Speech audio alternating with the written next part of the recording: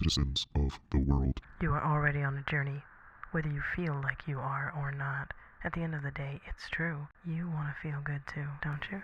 Yeah, so do we. We have all been through something. So that's your trigger warning.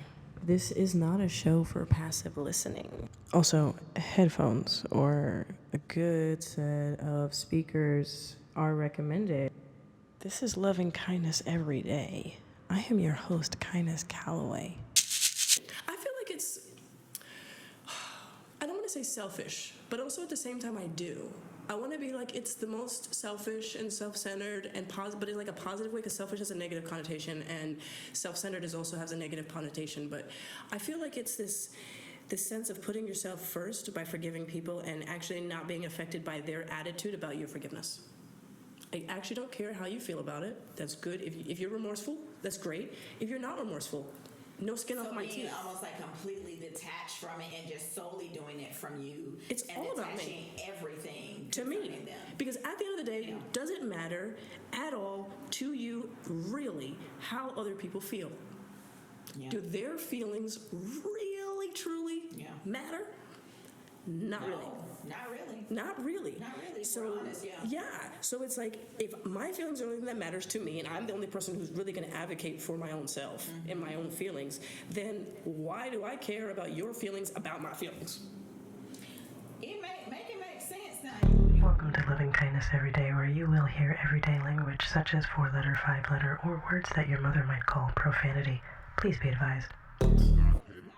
And each time you come to listen to this podcast, it will be different. We'll have some interesting discussions about a vast variety of topics. But at the end of the day, this podcast is about bettering ourselves from within ourselves. It's about personal accountability. It's about thoughts. It's about training your thoughts to dictate your reality. It's about realizing the power of your own thinking, understanding your personal power and activating it. And that broken story has never served anybody. Think about it. So there's people that have got an argument with their sister when they were 10. And they're 48 and they're still like, remember that time that you such and such, like you're just recreating it and you're recreating all of that emotional buildup, which causes it to keep on manifesting in your now moment, because emotions are creations that you're creating. But you could just as easily choose to create love and peace and harmony in that moment by just thinking peaceful, harmonious thoughts. I have no problem saying that I'm blessed. But also at the same time, even being blessed, you always have to choose joy.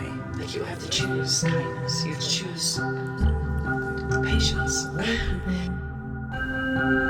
I've come to understand that. I think there's a lot to be fearful on the surface level. Whatever you think, it's a work in consciousness, as being so, get there. Out manifest, just understanding that you have to keep trying. Mind, body, and affairs. With my love, I will keep trying. Even being blessed, like, you always have to choose joy. Like, you have to choose kindness. You have to choose patience. I think that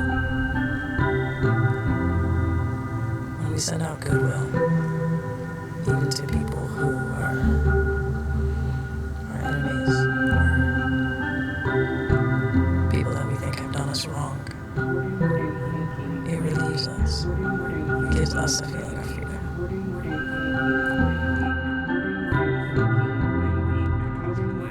Know that He is a good God, and that really, that I'm so grateful for all of the crap that I've been through and all the experiences that I've had, just because it's made me see how good of a God He is. Also helping people understand that forgiveness is,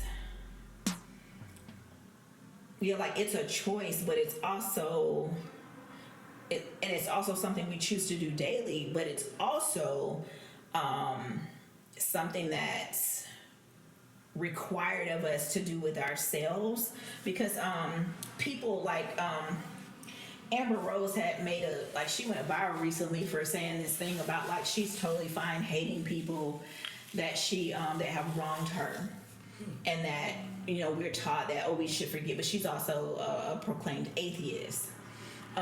She said, I'm totally okay with hating people that have done me wrong, or it's not making me feel bad. I'm totally okay having hate in my heart, despite people saying, like if you forgive the person, it's to help you. She was just like, it makes no big difference to me. And I was like laughing, but it's like I get what she was saying. But to me, holding on to that hate is still energy. For sure. And I'm just not. It's why for me forgiveness is a goal to a certain degree, because I'm not about to invest that type of energy into it. Now, one thing that me and my sister have often had this debate, because she just doesn't understand the concept, which is weird, but I'm like, girl, forgiving someone doesn't mean and the joke that I often say is the F in forgiveness doesn't mean I fuck with you. So I forgive and release a lot of people. I forgive you. Ain't no hate in my heart, no animosity. If I see you, we gonna be cordial and cool. Are we hanging out? Are we friends? Are we whatever? Nah. But there's no hate there. It's just I came to an understanding that we're not a fit for one another, whether it's as friends, romantic partners, business partners, whatever the situation may have been, that job no longer a fit for me, whatever it is. And where there was some sadness and disappointment and anger there, eventually I had to release that for the sake of myself, just like you were saying. So, but here it is. I forgive you your bad behavior, even though I brought it to your attention several times and you kept up the bullshit. I forgive you, but on the back end, is our relationship restored to its former nature? Absolutely not. People need to stop this religious bullshit of saying forgive and forget. First of all, how are you going to tell me don't forget when my body and brain have recorded the trauma that I've experienced? So how can you literally tell people that? You can say it, but it's stupid. But saying like, oh, just forget about it. No, I can't forget it because I got night terrors. I have PTSD. I have major depressive disorder. My anxiety's through the roof. I don't even trust myself. I have issues with food, relationships with people. It's in my DNA, and you're sitting here telling me to forgive and forget it. So, as it relates to, for instance, like people still have a hard time believing how I've forgiven my mother. And I'm like, I forgive her, but that ass still get checked, even lovingly. Like the fact that she persists in bad behavior, I literally have to make the choice to forgive her pretty much every encounter that I have with her. And I be like, she know better, but I'm still gonna forgive you for the sake of like dealing with me, and I'm gonna continue to hold my boundaries because I know at the end of the day, that's my peace matters most. You just, I think maybe there's a value in forgiving forward. And people, like you said, people say forgive and forget. And no, I think, like you said, everything you said is very valid. Like we know the body keeps a score. We know that the limbic system has recorded it. We know all of these things. So it's like there's no point in saying forget about it because that's stupid to me. I'm sorry. I don't have other language word. I'm sorry. It's ridiculous. Yeah. It just doesn't even make sense. But I do think there's a value in forgiving forward. Mm-hmm. And what I mean by that is saying, okay, fine.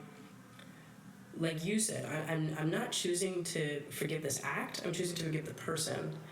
And I'm going to, for myself, for the person who's forgiving, I'm going to choose to move forward in my thinking and not allow the emotions from the action to really bother me. Because I think that each time, I guess that's why I said forgiveness is for you, is like, I feel like each time I go back to like, people don't care. Like the person who bothered you, the person that you're like holding the unforgiveness for, actually doesn't give a fuck. And so then you're the only person who's bothered.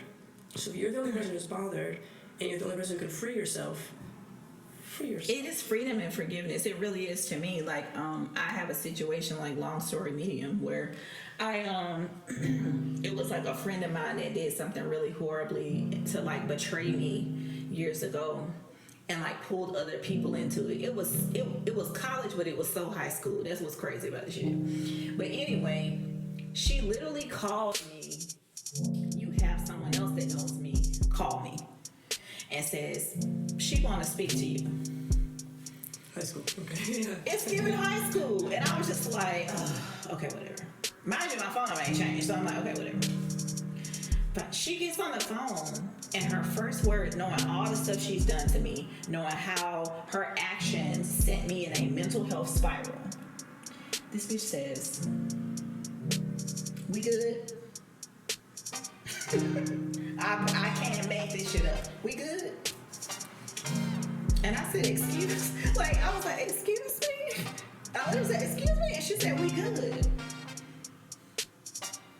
I said, is that really what you have to say to me in this moment? And she was just like, yeah. I just want to move forward. And I said, I have moving forward. I haven't talked to you in 7-8 years. But what you're not gonna do is come back with a lack of apology and a lack of accountability and act like we just gonna pretend as if nothing happened. Hell no. So when you're ready to have an adult conversation about how your childhood trauma impacted your behaviors 20-something years later, we can talk. But until then, don't come at me like we good, because we not. Though I have forgiven you, we're not friends anymore. Though I loved you, you don't hold space in my heart like that anymore. And it wouldn't even be wisdom for me to allow you back in by forgetting what you have done. And she was just like, I didn't think it was gonna be all of that, but okay. Yeah, I know that's valid. It is, because it wouldn't even be wisdom. That's why when people like forget, how? When the person is still trash, why would I allow you back into my space in the trusted space like this? Because again, you don't, especially if it's a situation where you're not remorseful at all. You don't think you've done anything wrong. I guess for me, I don't really care for them in that sense, because again, I recognize that they don't give a shit. So Right. I don't care. You're right though. You're so right. Because they don't care. Because she didn't care. Because you good? We good. She don't give a fuck. So You're so right. So I'm just like, you don't care. You don't care that you hurt me. I'm only hurting myself by looking for your acknowledgement. And I guess that's the part that changes for me a little bit, where it's like, I don't actually care if you acknowledge it. I don't care if you apologize. I mean, you can apologize. That feels nice. Yeah, everybody likes it. Care. You know, everybody likes Yeah. the apology. You know what I mean? But like, at the same time, sometimes you're just not gonna get it. I feel like it's, I don't want to say selfish, but also at the same time I do. I want to be like, it's the most selfish and self-centered and but in like a positive way, because selfish has a negative connotation and self-centered also has a negative connotation. But I feel like it's this sense of putting yourself first by forgiving people and actually not being affected by their attitude about your forgiveness. I actually don't care how you feel about it. That's good. If you're remorseful, that's great. If you're not remorseful, no skin off my teeth. So being almost like completely detached from it and just solely doing it from you, it's and all detaching everything to me. Them. Because at the end of the day, it doesn't matter at all to you really how other people feel. Yeah. Do their feelings really truly matter? Not really. Not really. Not really. Not really. If So we're honest, yeah. So it's like, if my feelings are the only thing that matters to me, and I'm the only person who's really going to advocate for my own self and my own feelings, then why do I care about your feelings about my feelings?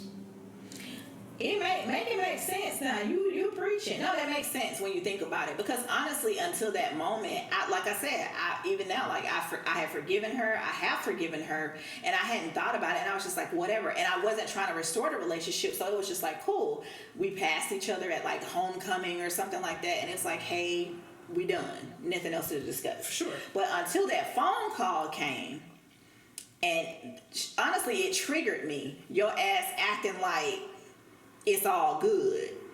it woke up something in me that was like, bitch, you tried it, you know, that kind of situation. And I was just like, no. But you're right. I mean, because honestly, for days I reeled over that shit after that phone call, and it was like she was still getting certain aspects of my energy. But then after that, I had come back to the place where I was like, I just need to release her and release her for good. Now, honestly, I know her spirit, so I had no expectation for her ever to call me back with an apology, or to ever want to call back and be a mature person and call. And no, I already knew that wasn't going to happen, but I was just putting, to some degree, like a boundary in place to let her know this is the requirement for you to even think about contacting me again, right? That kind of situation. But generally speaking, I love your approach to that, because you know, I've had to do that aspect a lot for like my abusers, because I'm never gonna get, all of them are dead except my mom. Well, no, one of them is still alive.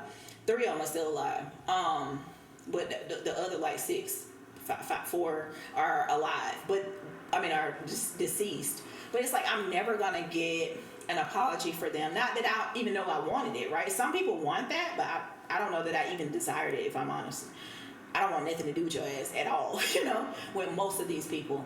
But just looking at it from a place of like, some people are just never going to get the apology, even if they do want one. And you have to kind of sit in a space where you're releasing these people for the sake of your own healing and self-preservation and protection. And like you said, self-kindness. Like, why am I sitting here torturing myself over some shit you did? It really almost low-key is like staying in that place of that lacks forgiveness is like a byproduct of shame.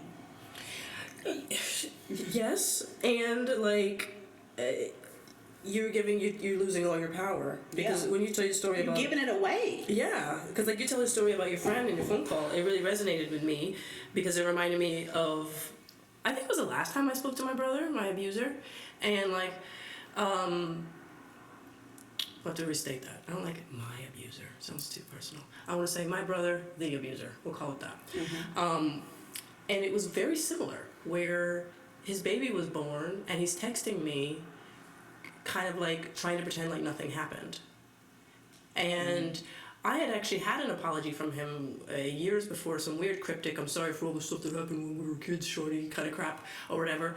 But like, mom thinks you're gay because of it, and all this trash, you know, and I'm just like, okay, Jesus, okay. And so like, of course they do. You know, I don't think she thinks that now anyway, but like, we have a good relationship now, my mom and I, but at the time, you know, things were, I kind of blamed him. I kind of blamed him for our relationship, and I blamed him for a lot of things, and I was really upset, honestly. I was very in a lot of unforgiveness, even though I recognized that I had to forgive him for myself. Maybe like, now this happened, I think it's 2021, so I feel like since 2017, I kind of was on this journey of like trying to forgive, if that makes sense, right?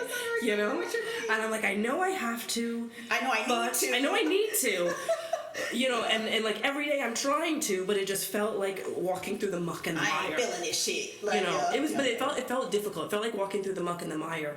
And I guess like I got to this point where, and I wouldn't even say it could have been one of the Supriya sort of like discussions that we had, where I was listening to somebody else talk about how they were abused and an abuser, and I kind of was like realizing like, okay, look, inside of my humanity, do I have the possibility to be the way that he is and the way that I am? Yes, sure, whatever. But like, I don't know, I guess at the end of the day, I just got to this point where I was just like, I wish I could tell you specifically, but there was just so much freedom in just letting it go. An awakening. Yes. That's what my pastor calls it. I did. An awakening. I definitely had an awakening, and before it, I also had a dying. I did. Well, it's a requirement. I had to die. I did.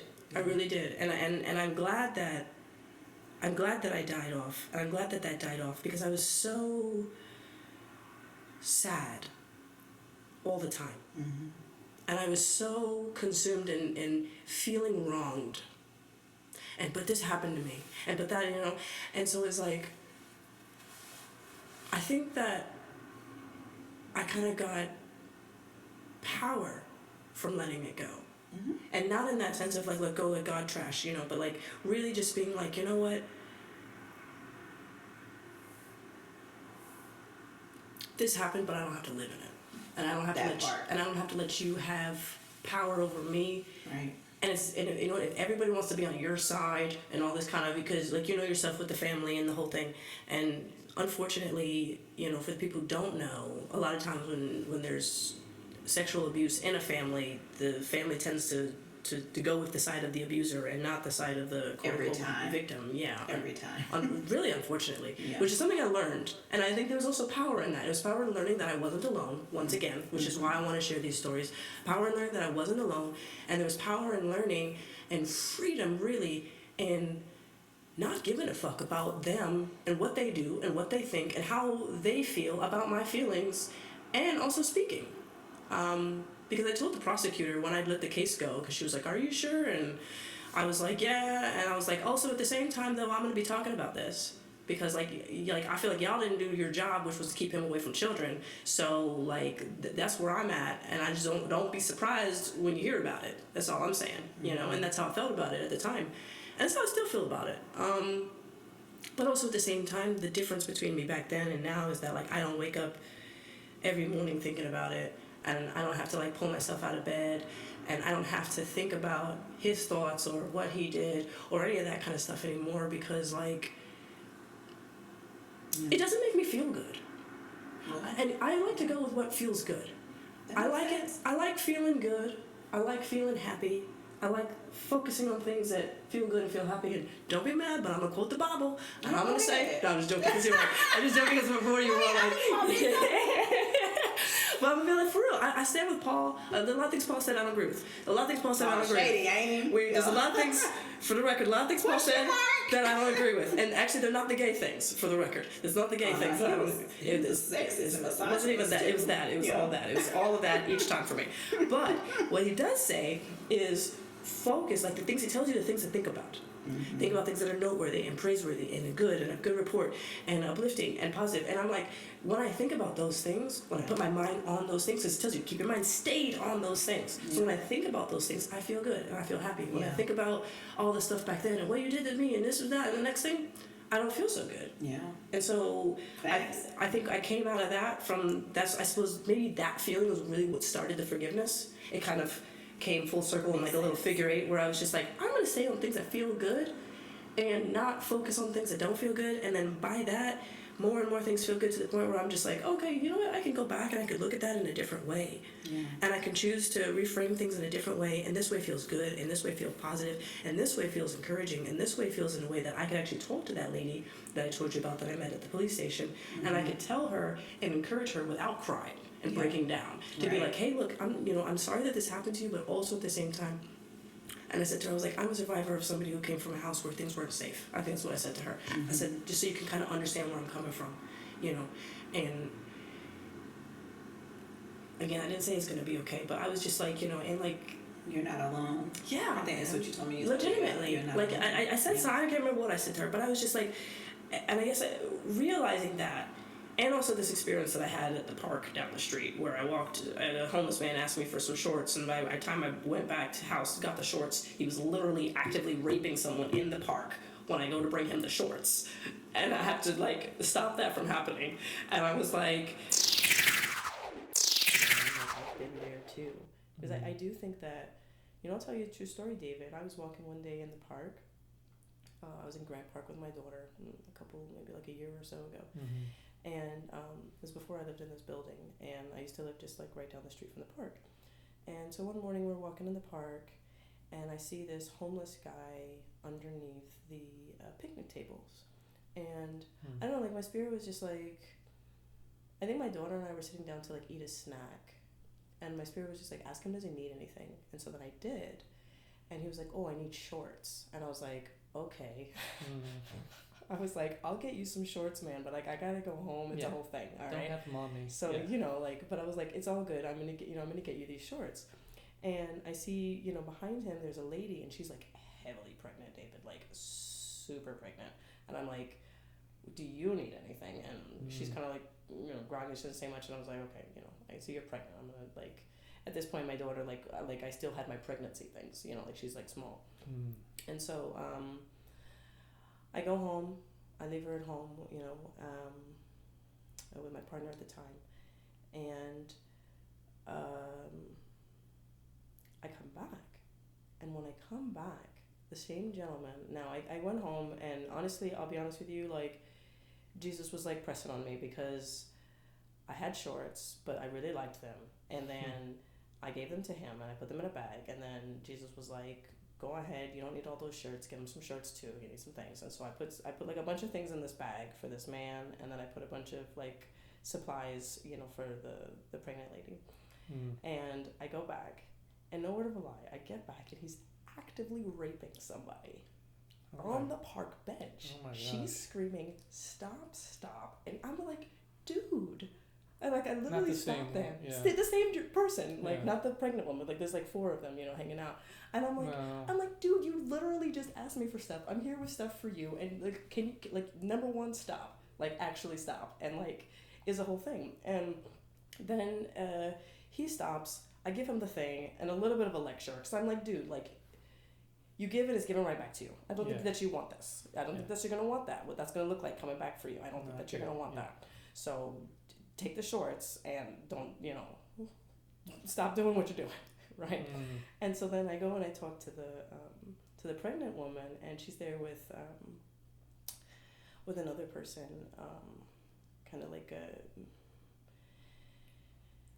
just kind of in the moment, and was basically like, hey, yeah, you know, it's really triggering for me because, you know, like, that's what keeps happening to me, and my partner Dakota was there, and, you know, like, this is all, like, very traumatizing, you know, and, like, but, you know, they're talking not in these words. I'm kind of really changing my language. We're using very everyday language, you know, what's going on, right? And so at that moment, I suppose I realized, like, for me, I do believe when Paul says in Romans 8:28 that all things work together for our good, even the hard things. And so, like, for me, I was one of the people that it was hard for me to see my childhood and the trauma that I suffered, because I did go through, like, sexual abuse and things like that as a child. It was hard for me to see that as, like, you know, God's good, right? And in that moment, it's weird to say, but in that moment, I was like, I can see God's good in this, because I am not at all affected. Like, even the face that you made when you're like, he was raping her, like, I was just not affected. I was like, this is what's gonna happen. This is what we're doing. I got those guys out of there. I was like, we're leaving. We're gonna go get some food. Yeah, it could have been a lot different reaction. A lot of people would have had maybe a very different reaction. But, and I don't say it to, like, big myself up or anything, but I say it in the sense of, like, sometimes I think that we have to be vulnerable. We have to talk about these things, because then you realize it's not this big dirty secret. It's not this big bad thing that happened to you that, like, doesn't happen to other people. Like, even some of the things that you shared about your life resonated with me. I also grew up in Florida. I also grew up a little bit like, you know, the way that you did with the church, except we were there a lot. My mom was a minister. Church was like 4 or 5, like, two to 3 times a week easily. We were at church, you know, and you know, also at the same time, like, I've lived maybe lots of different experiences, and I realized that, like, as humans, we're all, dare I say, like, it's all, like, the same. Like, we're all the same, just trying to, like, you know, my parents got divorced when I was 4, and I remember sitting there at Christian school with a bunch of kids at 8, and there was another child, and she was crying about her parents getting divorced, and all of us were there like, you'll be fine. We're gonna tell you all, like, we're, like, giving her, like, old lady advice, like, at 8 and 9, about, like, seasoned veterans. Seasoned veterans of, like, you know. That's so fun. It's just connection, you know. That's how I feel anyway. I do. Yeah. Wow, it's very interesting. We have the commonality. What part of Florida? South Florida. I grew up in Kendall. Kendall's like closer to Miami. It's definitely like Miami-Dade County. Let's see, but like South Miami-Dade County. And I had to, like, stop that from happening. And I was like, at that time, you know, I had this conversation with another homeless lady who was out there, and she was pregnant, and she was basically telling me how she had been abused, and that's how she ended up pregnant, and all these kind of things. And I was like, man, you know, like, people don't talk enough. There's so many bad things that are happening literally every day, and nobody's talking about it. And because nobody's talking about it, everybody thinks that they're the victim and that they're the only one. Mm-hmm. And I think that even in those experiences where I was like, geez, like, I was able to talk to people without breaking down and crying and feeling all these kind of ways, or like, listen, you could tell me all these bad things that happen to you, and I'm gonna be listening to it like you're telling me about the Oreos you ate. It's not gonna affect me. Mm-hmm. But before, you know, I would have maybe been affected, and a lot of other people, maybe they're affected by it. But I think it's, you know, like I said, just to kind of like sum it all together, I think that it's, at the end of the day, the Sapria thing. It's the self-compassion. It's the most compassionate thing that I can do for my brain, because that's all that matters. Is I feel like we're all living in a single occupancy apartment. Mm-hmm. You have a partner, you don't have a partner, either way, everybody's alone either way. Like, you're gonna be alone either way. So you're gonna either be happy in your skin, or you can be looking at everybody else for validation and hope that they do whatever, and if they don't treat you right, then you're upset. And it's kind of like it's like giving everybody else the ability to control you. And I'm like, you're not gonna control me. It really is. And I definitely thought about it that. I've even told people that before, like, you just allowing them to, like, control you and manipulate you. I guess I'm processing that information differently in this time, but I still love how the freshness for me of what you said about the self-kindness, the self-compassion being, like, such key pieces of forgiveness, and, like, allowing that, because you really are right. At the end of the day, like, people just don't give a fuck, because everybody's living in their own little bubble and just trying to get through, survive, and press and push like everybody else. And some people just don't have the capacity for it. But I'm with you on that. I often have to tell people, me not being emotional in a moment, what you feel should be demonstrative, crying and weeping of somebody being emotional. It doesn't mean that I don't care, and it's not like I'm trying to hold back tears per se. It's just like, for who I am and what I do, I can't be crying every single second, you know, trying to effectively help someone navigate their own crisis. It's giving self-centered, you know, like, and so if we're called to do this work, you sit in a space where you're like, oh, I'm grateful for the dimension of healing that allows me to, that gives me space of my body knowing what to do when it needs to. And so I may get in my car later, or come home later, a week later, a month later, and weep about the situation I saw in the park or at a store or whatever. But in that moment, just being able to hold space for that person and help them get connected to the resources and services that they need, knowing what it's like to be without, you know, knowing what it's like to be kind of on the limb, solo dolo. So, but that forgiveness piece as a whole is like, it's life-changing. For me, it was life-changing.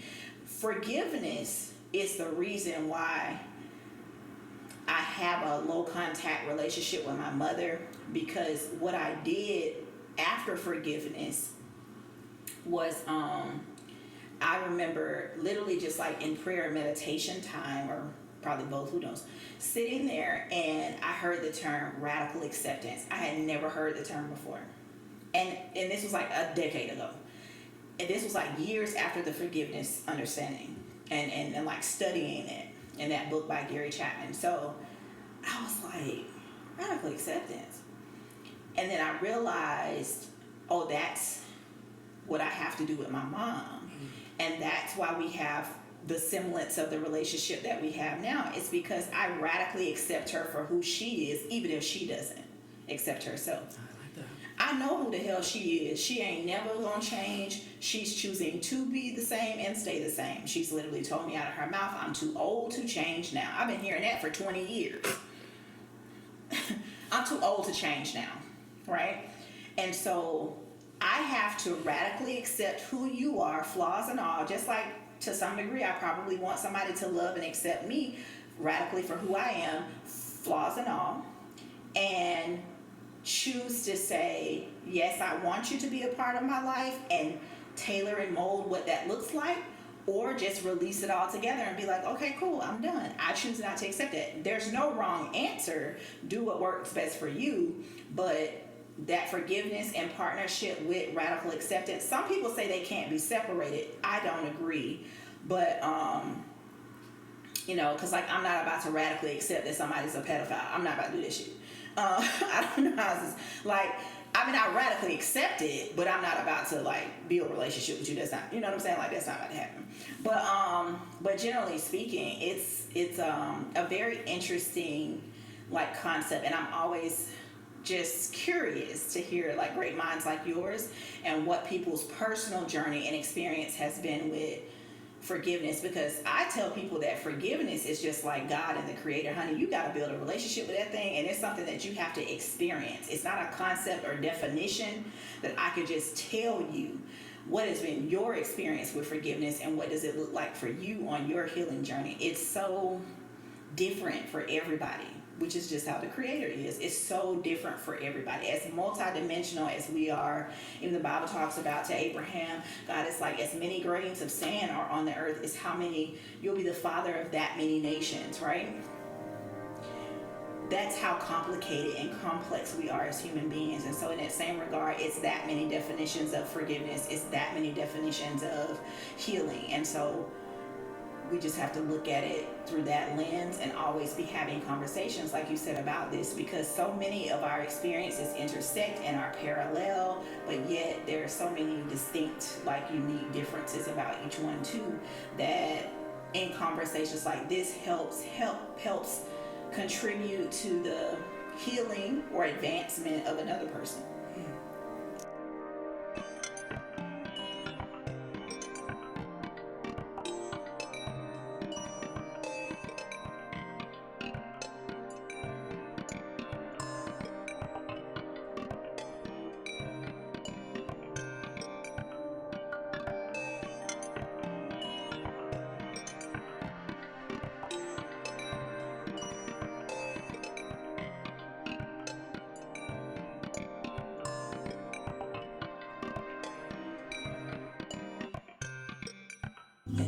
Each time you come to listen to this podcast, it will be different. We'll have some interesting discussions about a vast variety of topics. But at the end of the day, this podcast is about bettering ourselves from within ourselves. It's about personal accountability. It's about thoughts. It's about training your thoughts to dictate your reality. It's about realizing the power of your own thinking, understanding your personal power and activating it. And that broken story has never served anybody.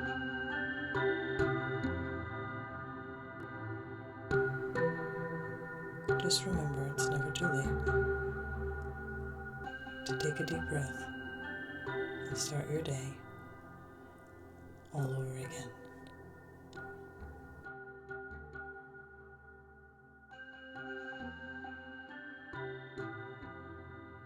Everything is okay. Everything is alright. Everything is going to be okay, and everything is going to be alright. Choose to believe that. Choose to see it as so.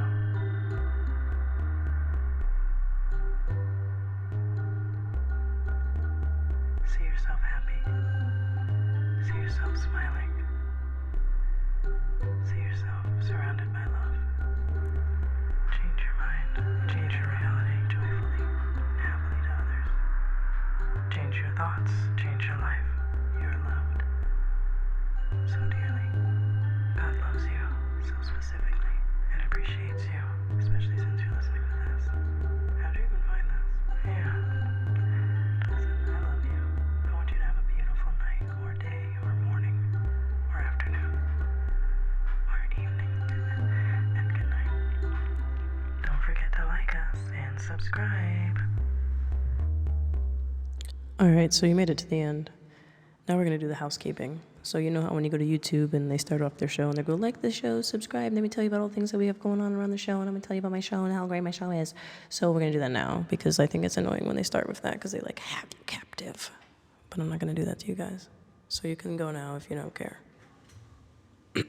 Alright, they left. So Listen, this is what we got going on, guys, in the show. I hope you appreciate it. I hope you like it. It is 6:26 a.m. on Thursday, February the 29th, and I have been at this all night. It is a lot of work, and I don't say that to make you feel any kind of way. I'm just being honest with you. But it's what I feel led to do. Like I said, share these stories. I just feel like what's what God or infinite intelligence, source energy, the creator, whatever you want to call it. Like, I just feel what's put on my heart to do. So that's what I'm doing. If you want to support the show, you can Cash App, $ Kindness Calloway. You can go to kindnesscalloway.com/shop and download some free resources. Like, we have some recordings that I did a while ago, and we'll be adding new things there, but you can download them for free, or you can like choose to pay for it if you want to be super cool and support the show. Also, read the description. We have our sponsors list. If you guys are out here in Atlanta and you know me personally, I hear a lot of you guys asking me about the clothes that I wear. I am a model. I do model for Bentley Fortune. You've seen that. There's a coupon code. If it doesn't work, holler at Bentley. They'll sort you out. Also, the hats that I wear all the time. People are always asking me about these hats. So I'm going to say definitely King, the owner of Crown Me, is a really cool and righteous dude, and you should check that out. I have a coupon code for you that I know works in all situations and is actually a really great deal, and those hats are super fire, especially the ones that I specifically linked in the video. Or on the podcast description. What else do we have going on? So yeah, we also have Keep Atlanta Kind, the movement. So we're going to be talking about that later on the podcast, which is a movement that I have started here in Atlanta, really on some healing type shit, to be honest. I learned early on after a house fire that when you give, or like when you do something like an act of service, it actually really helps you if you're depressed. Like high key, no bullshit. Like, for real, it's like it's actually like you think to yourself, I'm not gonna go help other people when I feel sad. Like, for real though, it actually really helps you feel better. Like, honestly. So, you know, I was going through some times I was doing that, and I kind of started thinking, well, you know what? If it makes me feel better, why don't I maybe spark and encourage other people to do that? So we've started Keep Atlanta Kind, which basically we give out, through some resources, we give out like bread, bracelets, books, different little encouraging gifts throughout Atlanta. And the whole point is to spark like people who smile, like just a random moment where you smile, just like 2 seconds. Like, it's not a big deal. They're not like super expensive. It's like, you know, it's just like to get you to smile, right? Because science says that like if you smile and like you feel good, you're going to pass that good feeling on to other people. And so like, you know, I was I went to get some boba tea, you know, the other day, and some guy, like, I walk in the door and he's all like, hi. But like, he said hi to me, like, he looked me in my eyes like he knew me and we were friends and like I was coming to meet him. Like, for real. I was like, oh wow, it was just very special and touched me. And I was like, oh my gosh, like, this is what I'm talking about. Like, this is what this is about. And I stopped and I gave him a bracelet, and I kind of talked to him for a moment. And I posted a video on Christmas, actually, because I ended up talking to a lady who's living outside, a former police officer. I ended up talking to her about the experience. So you guys can check that out on YouTube. But it shouldn't be hard to find if you're listening to this video this long. You're going to be able to figure out how to find it on YouTube. It was on Christmas Day. Anyway, Google, like, Kindness Calloway and find my YouTube page, and you'll find it anyway. But, you know, it's just sometimes when people smile at you, people hold the door open for you in front of you, you know, like, this stuff can really just make your day. It can make your moment. Maybe not your whole day. Maybe it only lasts for an hour. But, like, imagine if, like, you got that feeling, and then you turn around, and the next hour somebody else did it. And it was just, like, something that we did all the time. And it was, like, something that just, like, happened all the time. All right, so, like, trying to bring that to the whole world seems really difficult. But you know what we can do? We can definitely do it in Atlanta, because people in Atlanta are already kind. A lot of times I see people who are out here. Like, the other day I saw this lady, literally, actually, it was a lady who I saw her before, and I thought to myself, she looked like maybe she could be like living outside. Kind of like roofless type of not having a roof over her head type of situation. And I was walking out of Ross, and she goes, "Hey, sir, can you like help me with my bag?" And so I'm like, "All right, sure, yeah, I'll help you with the bag." And she's all like, "Oh, whatever, like, can you pick it up and put it in there?" I was like, "Yeah, sure." She's like, "Oh, are you like a woman or whatever?" And I was like, "It doesn't matter. Like, just get your thing in the bag. It doesn't like, I don't care about the pronouns. Just for the record, like, I do all the pronouns. I don't care. Like, people sometimes they call me sir. I used to sometimes get offended, and I'm like, these days, I think since I transitioned, really, like, I'm gonna do a whole episode about that, but whatever. We're not gonna talk about that right now. I just don't really care. Like, if you mistake me or you call me whatever, sometimes I step into my masculinity and I don't mind it, or I do it purposefully. Whatever. All I'm saying is I don't really care. That was not the point of the story. The point of the story is I put these bags in this car, and as I'm putting them in the car, I realized that the owner of the car is definitely not with this woman. Like, they are not, like, they are strangers. And so, like, this stranger is now taking this homeless lady, this houseless lady, and all her stuff somewhere, and they're discussing it. And as I walk away, I'm like, literally, this is what I mean about Atlanta. Like, this is what you would call, like, a lot of people would call it, quote unquote, big city, but like, people are still really solid here. Like, people are just like, it's something that I noticed, and it's something that I've really loved, and it's something that I just think that we could just keep inspiring inside of each other. And so people who think it's stupid, then don't do it, and don't think about it. But if you think it's great, then do it. And then maybe, I feel personally like when you give, it's given back to you. So when you start throwing those boomerangs out there of love, it's going to come right back to you. So speaking of boomerangs of love, like I said, this is a lot of hard work. You want to support the show. But also, if you want to stand up and you're somebody who is a faith-based person, I'm a big believer in tithing. We'll talk about that. But I also believe, and I started off my tithing with giving, and giving in different ways. And so, like, I want to encourage you guys to go out. Like, if you do see people who don't have a home, right, and you see them regularly, like, it's not a big deal for you to go and, like, when you're at Publix, go and pick up, like, some extra things and put them in a little Ziploc bag, and maybe, like, some nuts, and especially for the women, like, sanitary pads and different things, like that people can use outside. Because, like, a lot of times you see them and people are giving them food, but, like, maybe also, like, people need, like, a toothbrush, toothpaste, like, other handy things, And it's like, imagine, if you're a person who believes in the Bible, it's like, the Bible tells you that you should, if you make $100, that you should be really giving that 10 away. Some people will argue with you with the church and where it should go and all this kind of stuff. Personally, I think that the spiritual law applies regardless, as long as you give in the right heart and you're giving. Like, the Lord loves a cheerful giver. You're giving in love, and you're giving in the right way, and to honor the kingdom. Like, when I was in Miami, I used to live downtown, and, like, I would do that. I would just go to, like, I think it was, like, Presidente. It was the supermarket. And I would go and I would just get, like, I don't know, I got my army check, and I would be like, okay, well, I got, like, an extra $200 that is, like, like, that's what I'm going to go and spend. And so, like, I would, like, budget it out, make these little bags. And I remember, like, I would usually have, like, 10 or 12 bags. But, like, I wanted the bags to be solid. Like, I didn't want to, like, give a bag and then the person would be like, oh, that's cute, but, like, this is not really helping. Like, I would put, like, a meal in there, but, like, also supplies. So it was like, if you were hungry, you had the meal. If you had already eaten, you had the supplies. And then later on, you'd be like, oh, geez, that's great. I'm actually hungry now, and I'll eat the meal. That kind of a thing. So I guess I just want to encourage you guys to do that, because for me, it brought a lot of joy. And also, I found I would have, like, a lot of financial blessings. So it's like, whatever it is that you're giving in, like, give and give with joy.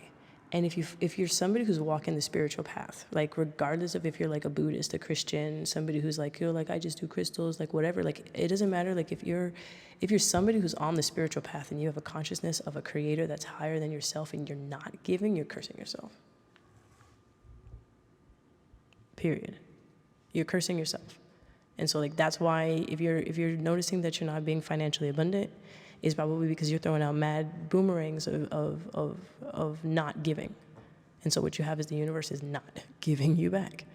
So if you want to receive, give. But give, don't give like begrudgingly. Don't be like, oh, well, kindness, I should give, so I'm just going to like give obligatory. And then what you're going to get is obligatory giving back from the universe. You know, like in the same measure that you give is given back to you. So like, I want to encourage you to find something you're excited about, find something you actually care about giving. You know, I'm going to be sharing with you guys the story of Sharon Raggio, Rocky Raggio. I'm blessed now to call my friend, but she's somebody I was excited about giving to her movie.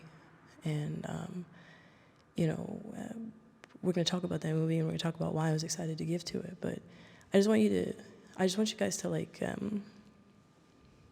want you to be encouraged to give. Understand that it's given back to you. I want you, like, listen, if your spirit feels led, give to me. I told you already what I'm doing with it. We're out here giving it back anyway. We're going to be giving out to people in Atlanta, you know, mostly in different places that we go across the country. But, you know, it helps, if you don't like the background sounds and the podcast recordings, helps, like, you know, studio time and different projects. You know, you can learn about me if you know, if your spirit feels led. And, you know, if you're that special person who has a house for me, you know, I'm taking that as well. You know, you guys can know that you'll be super duper blessed. Somebody out there has a house for me. I'm taking that. You have to be a good receiver as well. I use the word take so much, but you have to be a good receiver. And I learned that too, because I used to be a really good giver, and then just like I would be kind of like not so good at receiving. And I'm working on that still, but I just want to encourage everybody, like I said, to give is given back to you. Full measure, pressed down, shaken together. Oh man, given to your bosom. So I hope everybody's blessed. I know you're blessed. I choose to believe you are. I'm glad, and thank you for listening, and thank you for taking your time. You know, sweet dreams. Good night, good morning, good afternoon, all that good stuff.